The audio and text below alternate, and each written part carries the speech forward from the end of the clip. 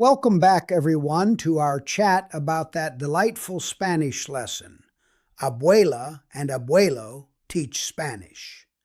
We're diving into the numbers episode, and it's all about having fun with numbers 1 through 100. Yeah, absolutely. It's really cheerful. I love how they kick things off with introduction by Grandpa and Grandma. They set such a warm tone, like you're right there learning with them, right? Exactly. They start with a heartwarming welcome. Grandpa says hello to everybody, and then Grandma reminds you that you're about to learn Spanish the fun way. It's like a family gathering where learning happens naturally. Mm-hmm. And then they jump right into the numbers.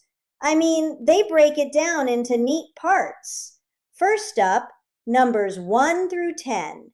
Uno, dos, tres, cuatro, cinco, seis, siete, ocho, nueve, diez. It's super clear and sequential. Yes, it's very straightforward. It builds that strong base. You know, it's like you need your footing before you sprint.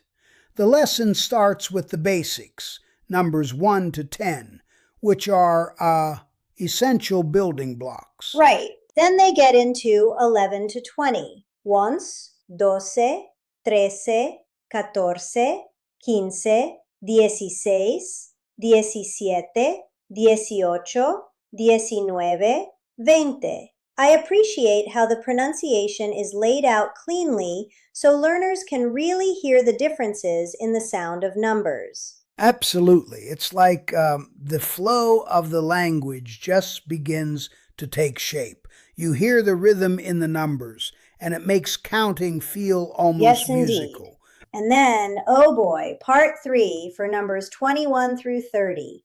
They introduce 21, 22, 23, then it caps off with 30, which is really neat because it shows you how the tens come into play, right?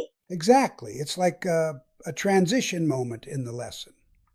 They demonstrate that 21 is just combining the basic numbers with the 20 prefix, and then it evolves naturally into full tens like 30. It's a gentle step into more complex number formation. Now, what I found particularly interesting is the final part, covering 31 through 100. They list the tens, 30, 40, 50, 60, 70, 80, 90, and then 100. But then they also show examples like 31, 42, 55. That really clarifies how you combine numbers. Yeah, it's really clever, right? It's like once you know the tens and you know the basic numbers, you can just mix and match. It demystifies those numbers and makes it feel approachable for people who might be scared of larger numbers. Right. But you know, I've seen some critics say that even with these clear segments, the pace might be a bit fast for absolute beginners. What do you think about that? Well, that's a good point. I can see where someone might feel it's a bit quick, especially if you're new to the sounds. However, I think the charm is in the energy and repetition. They're not overcomplicating it. It's a fun, brisk introduction. Yeah, I get that. It's like when you're learning any new language. Sometimes the excitement and speed can either inspire you or overwhelm you, right? It's important to balance that energy with pauses for practice. Absolutely. And here, the lively introduction by Abuela and Abuelo, like family members teaching, creates an informal vibe. It invites you to try out the pronunciation without feeling judged. It's like being at a warm family dinner where everyone's laughing and learning together. And let's not forget the outro, reminding listeners to like, subscribe, and share for more Spanish lessons really brings it all together. It's a smart way to build a community around learning. Exactly. It's a neat marketing move, as well as a way to keep those learners engaged for the next episode. I think it's clever how the outro, while simple, reinforces the idea that there's a continuing journey.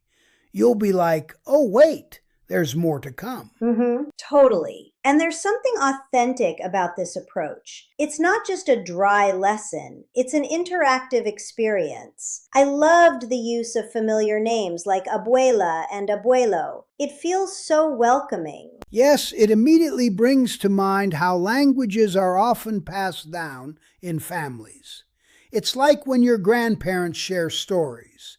In this case, they're sharing numbers, and it's both educational and heartwarming. Right, exactly. And it subconsciously eases the learner into the language. But I do think sometimes they could add in a bit more context or practical examples. Maybe linking numbers to everyday scenarios would seal that deal even further. That's a valid critique. While the clear segmentation is great, additional real-life context could help solidify the concept further. Like, in a future episode, imagine them counting apples or something fun like that. It could really drive the point home. Right, especially for those who learn best with concrete examples. The current method is perfect for memorization, but mixing in practical application might make it even more engaging. Definitely. And this structure also paves the way for progressively more complex lessons. Numbers are foundational, and once learners are comfortable, they can venture into topics like days of the week, colors, or even phrases. It can evolve naturally. Yeah, exactly. True. And it's almost like a stepping stone approach. Start with numbers, then gradually build up.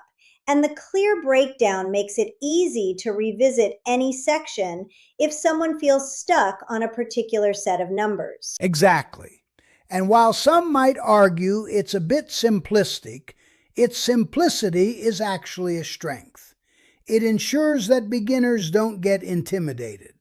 After all, learning Spanish should be fun and accessible. Yep, and the overall structure makes it reasonably easy to follow along without the pressure of complex grammar or vocabulary. It's just plain numbers, and you know what? It works brilliantly for this stage of learning. Absolutely.